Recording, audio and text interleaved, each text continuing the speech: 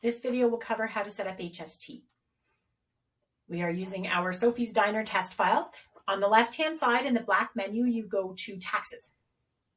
Set up sales tax. Choose your province. This is Ontario, so we're going to say Ontario. Save. What we need to know is we need to know a few things. We need to know the start of their tax period, which is going to be January. This client is quarterly. And we need to fill in their HST number, 1, 2, 3, 4, 5, 6, 7, 8, 9, because we don't have a real one because this isn't a real client. Next. Okay, it's as simple as that. Now we have HST. However, as I have explained or will explain to everyone who works for us, we always set up an additional sales tax code, and this is for meals. The reason we do this is that we can only claim half of our meals as a business in Canada.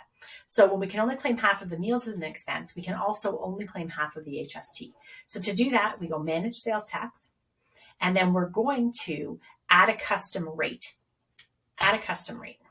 The tax name, we're going to call it M 6.5%. You can see it's here from other clients. So M 6.5%. We're going to add a description. We're going to see 6.5% HST on meals. We pay it on purchases. It's 6.5%.